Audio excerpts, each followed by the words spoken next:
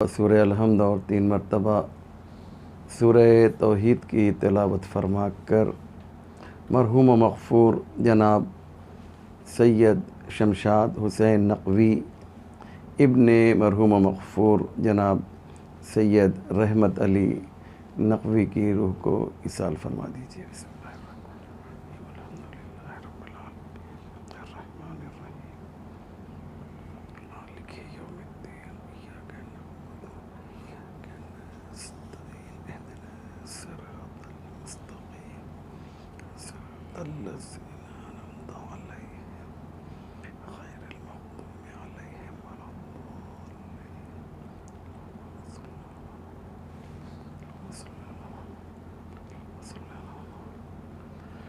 لا حول ولا قوة الا باللہ العلی العظیم حسبنا اللہ ونعم الوکیل نعم المولا ونعم النصیر اعوذ باللہ من الشیطان اللعین الرجیم بسم اللہ الرحمن الرحیم الحمدللہ رب العالمین والصلاة والسلام والتحیۃ والاکرام علی سید الانبیاء والمرسلین مولانا ابی القاسم محمد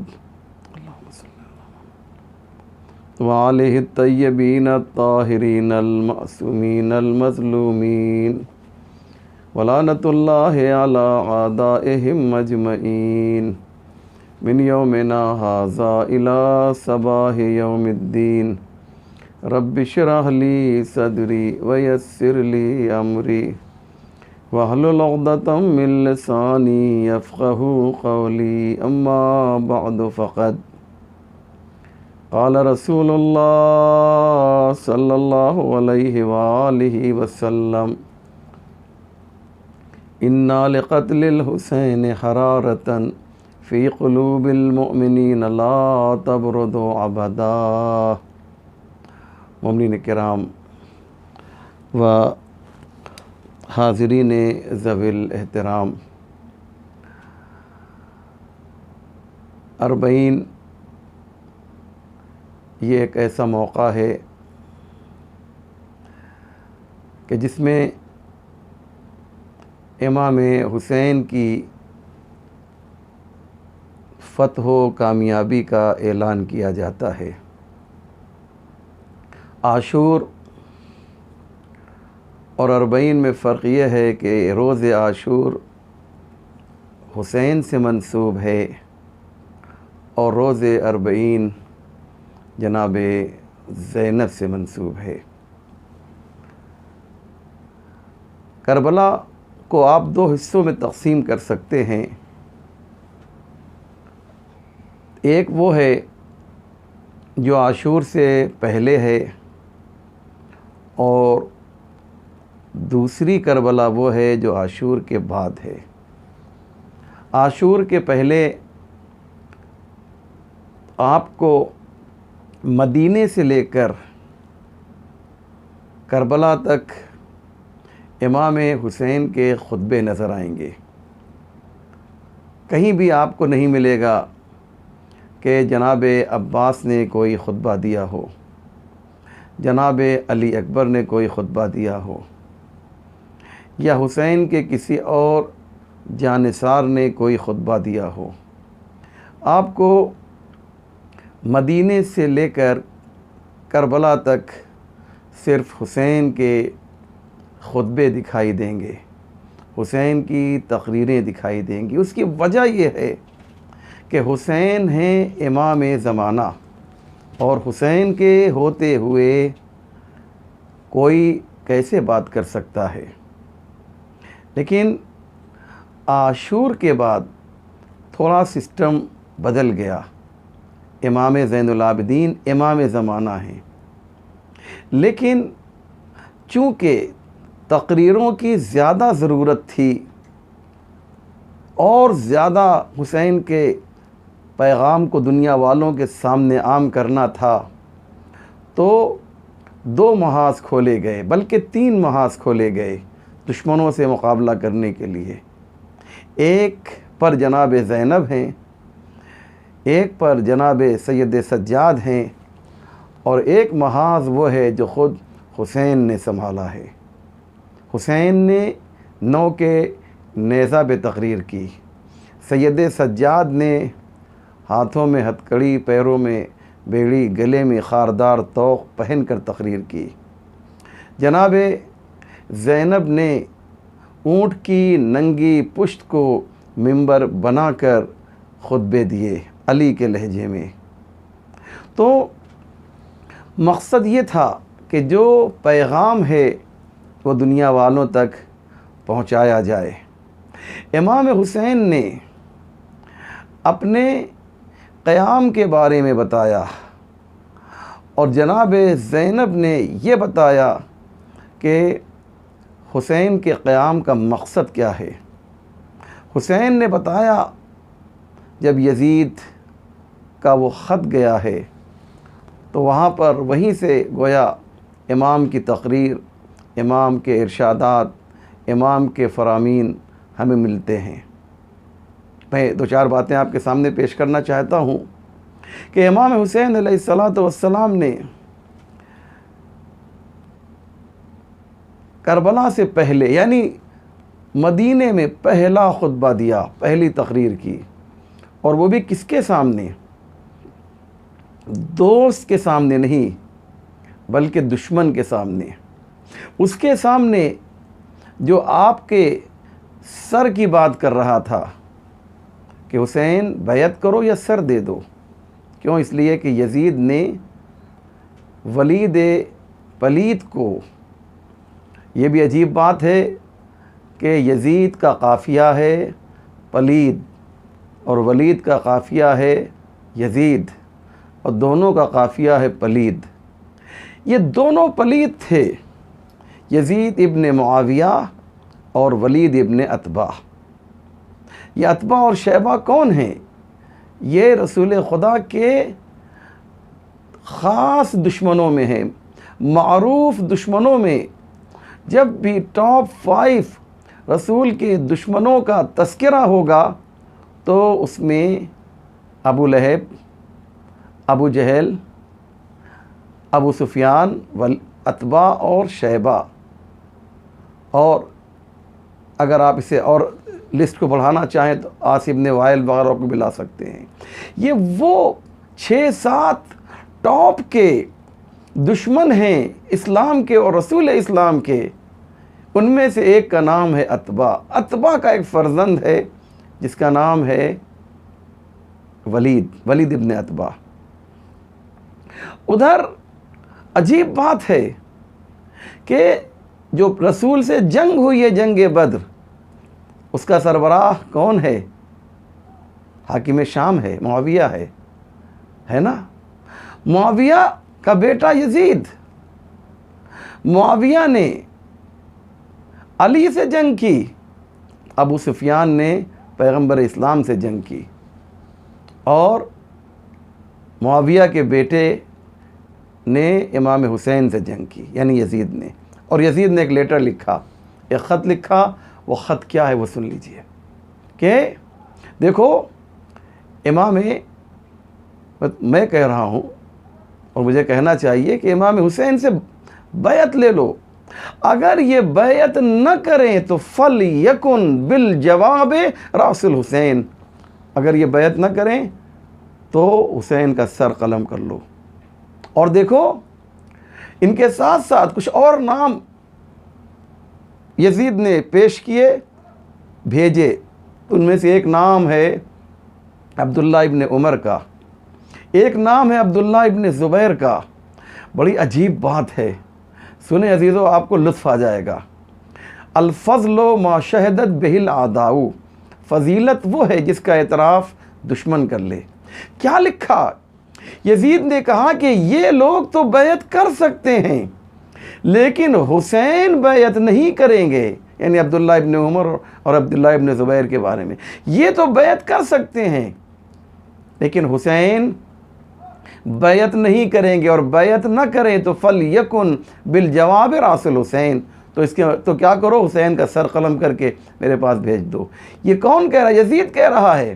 یعنی یزید یہ تسلیم کر رہا ہے کہ بڑے بڑے باپ کے بیٹے تو جھک سکتے ہیں، لیکن علی جیسے بڑے باپ کا بیٹا حسین یزید کے سامنے نہیں جھک سکتا ہے، یہ نہیں جھک سکتا ہے۔ یہ امام حسین دربار میں گئے اور جانے کے بعد آپ نے وہ تاریخی خطبہ دیا ہے، اور خطبے میں آپ نے یہ آواز دی کہ دیکھو انا اہل بیت النبوہ، ہم اہل بیت نبوت ہیں۔ اس خطبے میں جتنی بھی فساد و بلاغت ہے سب حسین نے سمو دیا ہے۔ قیامت کا یہ خطبہ، جو لوگ عربی زبان جانتے ہیں وہ اس خطبے سے لطف اندوز ہوتے ہیں کہ امام نے کہا کہ بِأَنَّ أَهْلُ بَيْتِ النَّبُوَّةِ أَنْتَ تَعْلَمُ، تو جانتا ہے ولید، تو جانتا ہے کہ بِأَنَّ أَهْلُ بَيْتِ النُّبُوَّةِ، ہم نبوت کے اہل بیت ہیں۔ بڑی پیاری بات ہے، یہ نہیں کہا کہ ہم نبی کے اہل بیت ہیں، اس لیے کہ نبی کے اہل بیت اور ہیں، نبوت کے اہل بیت اور ہیں۔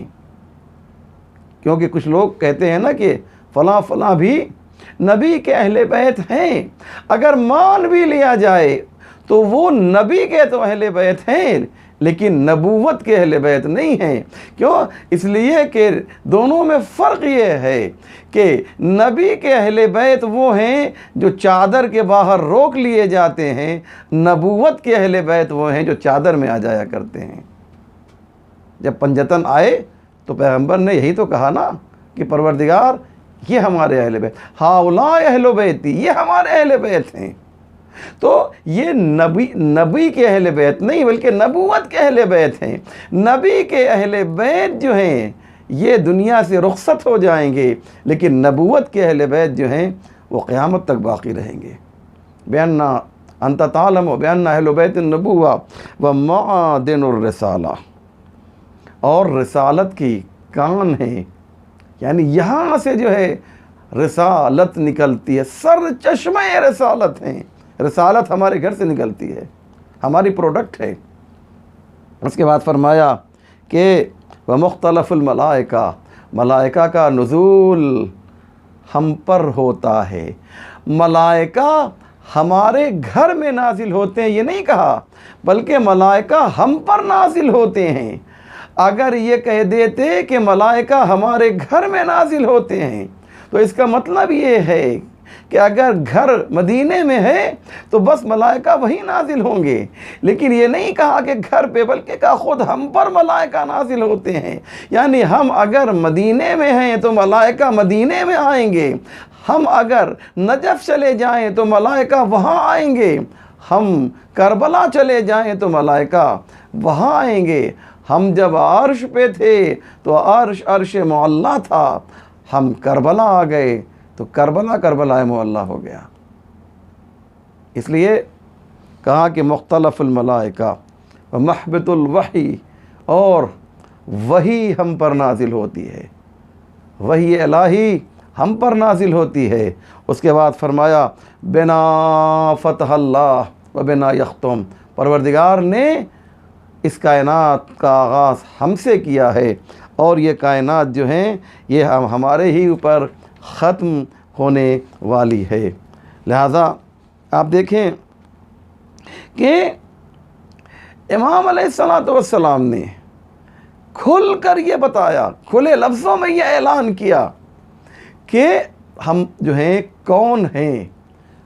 پہلے خود کو بتایا اور پھر کہا ولید سے کہ تم یہ بتاؤ کہ میں تو یہ ہوں، اما یزید، لیکن یزید رجل فاسق، ایک مرد فاسق ہے، شارب الخمر، شراب پینے والا ہے، معلن بالفسق، کھلے عام گناہ کرتا ہے۔ گناہ سب سے ممکن ہے، غیر معصوم سے گناہ ممکن ہے، صرف معصوم گناہ نہیں کر سکتا ہے، لیکن معلن بالفسق یزید ہے، یعنی کھلے عام جو ہے وہ گناہ کر رہا ہے۔ اس کے بعد فرماتے ہیں لیکن مثلی، تم کہتے ہو یزید سے ہم بیعت کر لیں؟ حسین نے بہت ہی خوبصورت بات کہی، بہت ہی زبردست بات کہی، اور گویا پوری تاریخ انبیاء و ائمہ معصومین کو اس ایک جملے میں سمیٹ کر رکھ دیا، تاریخ انبیاء کو بیان کیا۔ اور علماء کا کہنا یہ ہے، یوں تو امام کے سارے کلام جو ہیں وہ کلاموں کے امام ہوا کرتے ہیں، لیکن یہ ایک جملہ ایسا ہے کہ جس کے اندر فصاحت و بلاغت جو ہے کوٹ کوٹ کر بھر دی امام حسین نے۔ فرمایا کہ مثلی لا یبایع مثلہ۔ اللہ اکبر، کیا حسین انداز ہے امام حسین کا، کیا خوبصورت انداز ہے امام حسین کا۔ امام کہتے ہیں کہ میرے جیسا اس کے جیسے کی بیعت نہیں کر سکتا، یعنی امام حسین یزید کی مخالفت کا اعلان نہیں کر رہے ہیں، یزیدیت کا مخالفت کا اعلان کر رہے ہیں، یزیدیت کے خلاف بول رہے ہیں۔ حسین کو یزید سے کیا لینا دینا ہے؟ حسین یزیدیت کے خلاف آواز بلند کر رہے ہیں۔ اگر حسین یزید کے مخالف ہوتے نا تو کہتے ہیں میں یزید کی بیعت نہیں کروں گا، بلکہ اس لیے امام نے کہا یزید کا نام نہیں لیا، کہا مثلی لا یبایع مثلہ، میرے جیسا اس کے جیسے کی بیعت نہیں کر سکتا۔ یعنی حسین دو عدد فکروں کو بیان کر رہے ہیں، دو جو ہے نظریات کو بیان کر رہے ہیں، یہ ٹکراؤ جو ہے ہمیشہ رہے گا، ایک کا نام یزیدیت ہوگا، دوسرے کا نام حسینیت ہوگا، اور جب بھی ٹکراؤ ہوگا تو کبھی بھی حسینیت جو ہے وہ یزیدیت کے سامنے نہیں جھکے گی۔ اس لیے آپ دیکھیں کہ امام حسین کے بعد کیا ہوا، میں یہی بیان کرنا چاہتا ہوں، کیا ہوا امام حسین کے بعد؟ یزیدیت آئی یا نہیں آئی؟ بنی امیہ یعنی یزیدیت، بنی عباس یعنی یزیدیت، وہابیت یعنی یزیدیت۔ آج تو آپ دیکھیں، میں نے ایسا یہ جو جملہ میں نے کہا ہے بنی امیہ یزیدیت، بنی عباس یزیدیت، وہابیت یزیدیت، میں کوئی خطابت نہیں کر رہا ہوں، یہ کوئی لفاظی نہیں ہے، بلکہ حقیقت یہ ہے کہ کل حسین نے کہا تھا کہ یزیدیت ختم نہیں ہوئی ہے، یزیدیت کے خلاف حسینیت کو آواز بلند کرنا ہے، تو آج یزیدیت ہے۔ حسین نے کہا تھا جب تک شیطنت رہے گی یزیدیت رہے گی۔ اس لیے آپ دیکھیے کہ ایک ملک ہے، مجھے اس کا نام نہیں لینا ہے، وہاں سے یہ فتنہ یزیدیت جو ہے اٹھا، اور ہمارا جو پڑوسی ملک ہے اور شاید تھوڑا بہت ہمارے ملک میں بھی یہ فتنہ جو ہے پھیل رہا ہے۔ حسین نے آواز دی تھی مثلی لا یبایع مثلہ۔ آج پاکستان میں کیا ہوا ہم سب جانتے ہیں نا، وہاں کیا ہوا کہ یزید کے حق میں نعرے لگائے گئے۔ میں ان نعروں کو بیان نہیں کرنا چاہتا ہوں، اور میں نہیں چاہتا ہوں کہ، لیکن مجھے ایک سچائی بیان کرنا ہے کہ امام حسین علیہ السلام نے کہا تھا کہ مثلی لا یبایع مثلہ، یعنی امام حسین بتانا چاہتے تھے کہ یزیدیت آئے گی، یہ ہمیں وارننگ دی تھی کہ تم ہوشیار رہنا، کہیں ایسا نہ ہو کہ ان کے سازش کے جال میں پھنس جاؤ۔ لہذا پاکستان میں کیا ہو رہا ہے، کھل کر، اور ایک ملک اور ہے جو تیل کا بہت بڑا بھنڈار ہے، جہاں پر وہاں پر باقاعدہ اس کے نام سے انسٹیٹیوٹ کھولے گئے، اسی یزید کے نام سے۔ یہ اس بات کی علامت ہے کہ یزیدیت ہے، یزیدیت ہے، لیکن یہ کتنی کامیاب ہوگی یہ ایک سوال ہے۔ اس لیے ضروری یہ ہے کہ ہم حسین والوں کو ہوشیار رہنا ہوگا۔ اور الحمدللہ بڑی اچھی بات یہ ہے کہ جب پاکستان میں یہ مظاہرہ ہوا تو برادران اہل سنت کی اکثریت نے اس مظاہرے کو نظر انداز کر دیا، اگنور کر دیا، اس کی مذمت کی کہ ہم اس کو نہیں مانتے. کیوں؟ اس لیے کہ جو دین اسلام کا مذاق اڑا رہا ہو وہ رحمت اللہ علیہ کہاں سے ہو سکتا ہے؟ جو دین اسلام کا مذاق اڑا رہا ہو وہ رضی اللہ کہاں سے ہو سکتا ہے؟ جو فرزند فاطمہ و فرزند علی کو قتل کرے وہ رضی اللہ کہاں سے ہو سکتا ہے؟ کیوں؟ اس لیے کہ یزید، اگر یزید جو ہے رحمت اللہ علیہ ہے تو ایک انسان سوچے گا کہ یہ ہمارا رول ماڈل ہے. یعنی یزید نے کیا کیا کیا ہے آپ دیکھیے. کہتے ہیں صاحب ہم کو اس معاملے میں بولنا نہیں چاہیے، یہ آپس میں ان کی رشتہ داریاں تھیں، لہذا ہم کو نہیں بولنا چاہیے. وہ جانتے ہیں کہ اگر یزید کے خلاف بولا جائے گا تو پھر یہ سوال بھی ہوگا کہ جس نے یزید کو تخت پر بٹھایا ہے کیا وہ جانتا نہیں تھا کہ یزید اتنا خراب ہے؟ تو اس نے بٹھایا کیوں؟ لہذا یزید سے یہ چنگاری جو ہے اس کے باپ تک پہنچے گی. اور پھر ایک سوال پیدا ہوگا کہ جب انہیں معلوم تھا کہ یہ ایسا شخص تھا تو اسے تخت پر بٹھایا کیوں؟ لہذا یزید کی مخالفت اس لیے کی جا رہی ہے، بہت توجہ کیجیے گا عزیزو، یزید کی حمایت، معاف کیجیے گا، یزید کی حمایت اس لیے کی جا رہی ہے تاکہ اس کے پیچھے، اس کے پہلے جو شخص ہے جس نے اسے تخت پر بٹھایا ہے اسے بچایا جا سکے. عجیب بات ہے کہ یزید کون ہے؟ رضی اللہ ہے. یہ کیسی بات ہے کہ جس نے کھول کر یہ اعلان کیا ہو کہ نہ کوئی وحی آئی تھی نہ کوئی قرآن نازل ہوا تھا، یہ تو بنی ہاشم کا ایک ڈھونگ تھا. ایسا شخص کسی اعتبار سے بھی قابل تعریف نہیں ہو سکتا ہے. لیکن یہ بغض اہل بیت ہے، یہ بغض اہل بیت ہے جو یزید کی تعریف کروا رہا ہے. جو لوگ یزید کی تعریف کرتے ہیں انہیں یہ سوچنا پڑے گا، انہیں یہ جاننا پڑے گا کہ یہ ایک جرثوم فساد ہے، ایک فساد کی جڑ ہے. اور پھر امام نے کھل کے یہ اعلان کیا کہ لو بولیت الامت برائن مثل یزید علی الاسلام السلام، اسلام کے اوپر سلام ہو. کیا مقصد؟ اسلام کی فاتحہ خوانی کر دینا چاہیے. لو بولیت الامت برائن مثل یزید، اگر امت جو ہے یزید جیسے حاکم کے انڈر میں آ جائے تو کیا ہونا چاہیے؟ اسلام کو کی فاتحہ خوانی کر دینا چاہیے. کیا مقصد ہے؟ امت مسلمہ کا سربراہ اگر یزید بن جائے تو اس امت کو جو ہے ہمارا سلام ہو.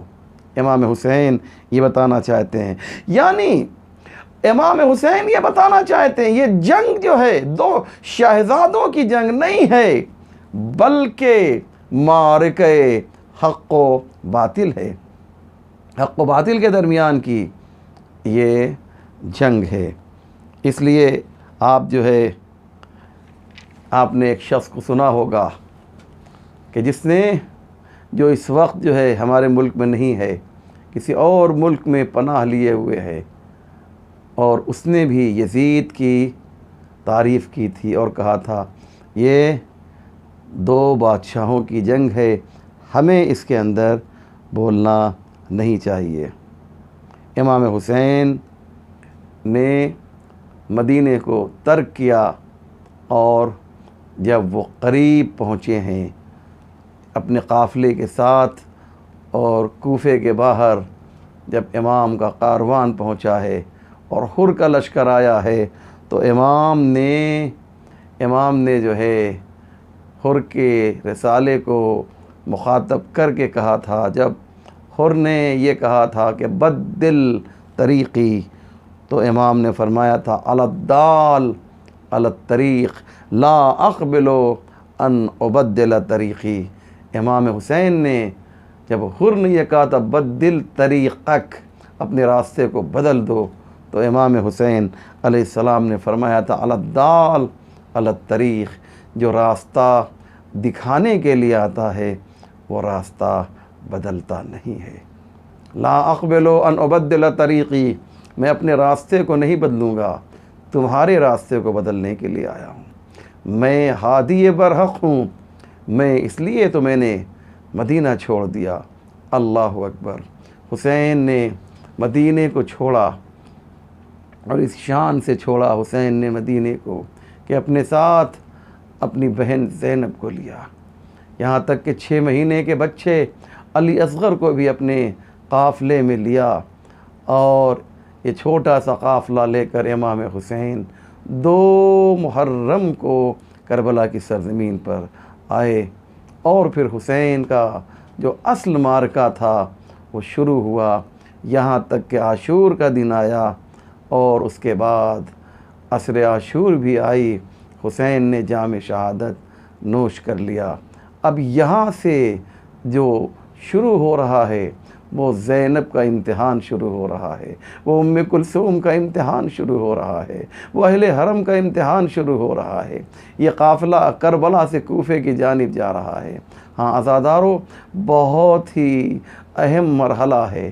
زینب جو ہے، زینب وہ اپنے قافلے کو لے کر کوفے کے قریب پہنچ رہی ہے۔ زینب قافلے کو لے کر کوفے کے قریب پہنچی۔ کوفے میں ایک جم غفیر ہے، جناب زینب نے کوفے میں ایک زبردست خطبہ بھی دیا ہے، اور کوفیوں کو ان کی حقیقت بیان کی ہے۔ یہ قافلہ کربلا سے کوفے کے بعد یہ قافلہ جب شام میں پہنچا ہے تو شام کی حالت تو کچھ زیادہ ہی غیر تھی۔ ہاں عزادارو، جناب امام سجاد پر اور اہل حرم پر اتنے مظالم ڈھائے گئے، اتنے ظلم ڈھائے گئے عزادارو، کہ جناب سید سجاد شام کا بازار سوچ سوچ کر گریہ کر رہے ہیں۔ کوفے کی کو آپ نے یاد نہیں کیا، بلکہ جب بھی یاد کیا تو کوفے کو آپ نے یاد نہیں کیا، شام کو یاد کیا۔ ہاں عزادارو، کیا تھا شام میں جو اس طرح سے امام سجاد شام کو یاد کر کے گریہ کرتے تھے؟ اور جب آپ سے منہال کوفی نے پوچھا مولا سب سے زیادہ تکلیف آپ کو کہاں پہنچی ہے، تو آپ نے ایک بار نہیں کہا بلکہ 3 بار آواز دی، الشام الشام الشام، مجھے سب سے زیادہ تکلیف شام میں پہنچی ہے۔ مولا آپ کا بابا دنیا سے رخصت ہو گیا، آپ کے بابا کی شہادت واقع ہو گئی، آپ یہاں اس منظر کو یاد نہیں کر رہے ہیں۔ آپ کے بھیا علی اکبر کے نوک نیزہ ان کے سینے میں چبھویا گیا، آپ نے اس منظر کو یاد نہیں کیا۔ آپ کے چچا عباس کے بازو قلم کیے گئے، ان کے سر پہ گرز لگا، آپ نے اس منظر کو یاد نہیں کیا۔ ارے مولا، آپ کے 6 مہینے بچے علی اصغر کے گلے کے اوپر ہرملا کے 3 پھل کا تیر لگا، لیکن پھر بھی آپ نے اس منظر کو یاد نہیں کیا۔ عزادارو، خیموں میں آگ لگائی گئی، پھر بھی آپ نے اس منظر کو یاد نہیں کیا۔ سکینہ کو تماچے مارے گئے، پھر بھی آپ نے اس منظر کو یاد نہیں کیا۔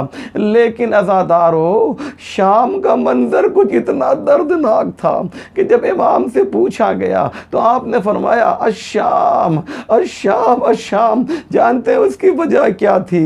شام کو اس طریقے سے سجایا گیا تھا کہ جب اہل حرم داخل ہوئے تو دونوں طرف تماشائیوں کا ہجوم تھا۔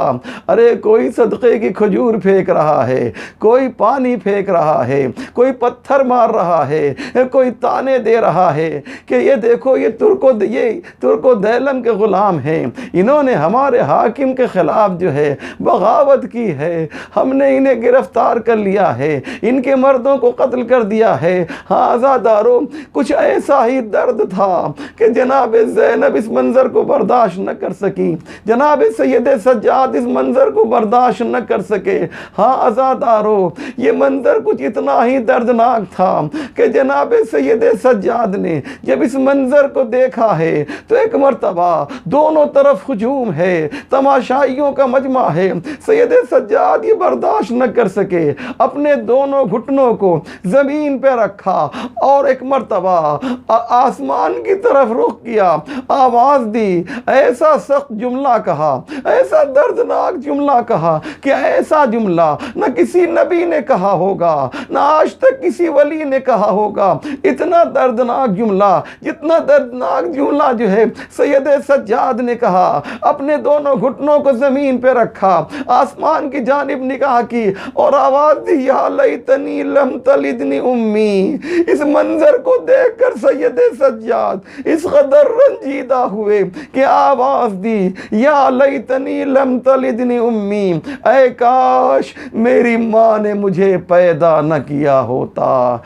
وَسَيَعْلَمُ الَّذِينَ ظَلَمُوا أَيَّ مُنْقَلَبٍ يَنْقَلِبُونَ اِنَّا لِلَّهِ وَإِنَّا إِلَيْهِ راجعون۔ یا اللہ، تجھے واسطہ ہے محمد و آل محمد کے پروردگار، ہمارے اس مختصر مگر اہم اعمال کو قبول فرما۔ جو پریشان حال ہیں ان کی پریشانیوں کو دور فرما، جو بیمار ہیں انہیں شفاء عنایت فرما، جو حج و زیارات کے مشتاق ہیں انہیں حج و زیارات سے مشرف فرما، پرچم اسلام کو سر بلند فرما، پرچم کفر و نفاق کو سر نگو فرما، ہمارے امام کے ظہور میں تعجیل فرما، ہم سب کو ان کے اعوان و انصار میں شمار فرما۔ ربنا تقبل منا انک انت السمیع العلیم۔